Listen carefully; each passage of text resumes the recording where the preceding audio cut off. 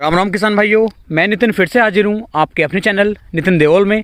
किसान भाइयों, आज हम बात करेंगे अचानक से जो गर्मी ये बढ़ रही है, अचानक से जो तापमान बढ़ रहा है, ये हमारी गेहूं की फसल पर क्या असर डाल सकता है।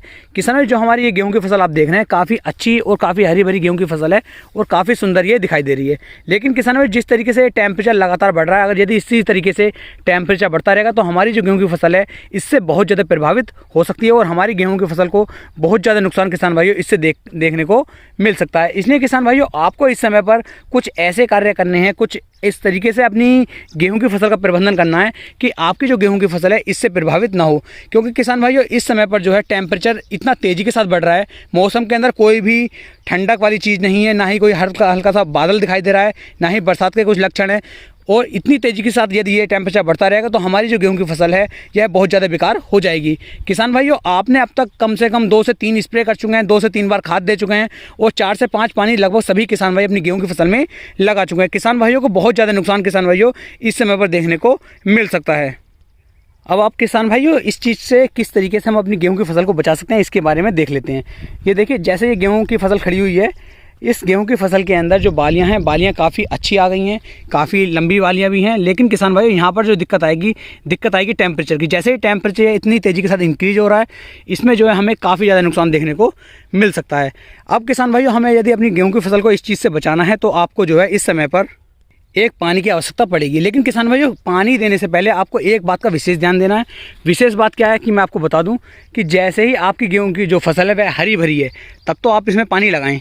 और यदि किसान भाइयों, आपकी जो गेहूं की फसल है हरी भरी नहीं है, उसके अंदर हल्का सा पकने वाली जो हमारी तरीके हैं वे आ गए हैं, यानी कि उसके अंदर हल्का सा ब्राउन रंग हो गया है या वह हल्की सी पकने की तरफ चल रही है, तो आप उसके अंदर पानी बिल्कुल भी ना लगाएं। क्योंकि किसान भाई, यदि उसके अंदर आप इस समय पानी लगाएंगे तो हमारा दाना जो होगा वह पटक जाएगा, दाना जो हमारा वो पिचक जाएगा। लेकिन यदि इस तरह की आपकी गेहूँ की फसल है कि गेहूँ की फसल हरी भरी है, ये जो मेरा खेत है यह बिल्कुल ही रेतीला खेत है, इसके अंदर इतना ज़्यादा रेता है कि मैं आपको दिखा सकता हूँ कि यहाँ पर कोई भी फसल करनी जो है हमें बहुत ज़्यादा भारी पड़ रही है। यहाँ पर कोई भी फसल हम लेने में बहुत ज़्यादा दिक्कत आती है।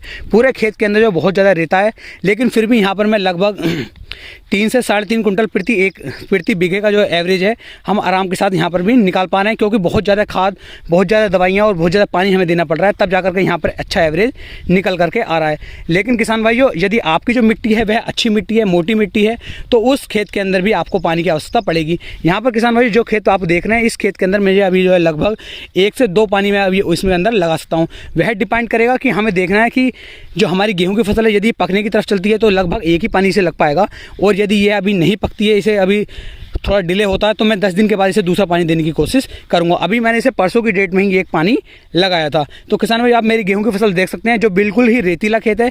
इसके अंदर आपको मेरी गेहूं की फसल कैसी लग रही है आप मुझे कमेंट बॉक्स में ज़रूर बताएं।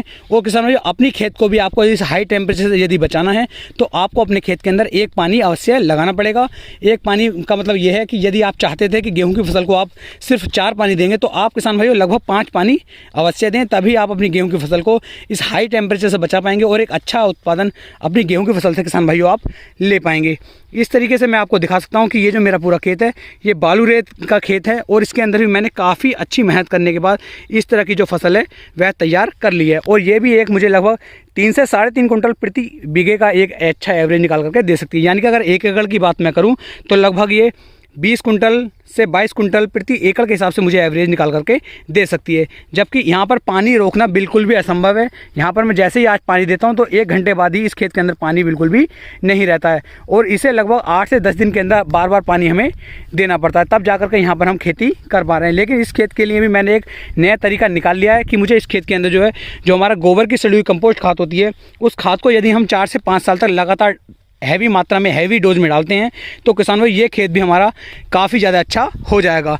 उम्मीद है मैं आपको एक सही और अच्छी जानकारी दे पाया हूँ। यदि आपको वीडियो पसंद आई हो तो वीडियो को लाइक, कमेंट और शेयर जरूर करें। फिर मिलेंगे एक नई वीडियो में एक नई जानकारी के साथ। तब तक के लिए राम राम जी।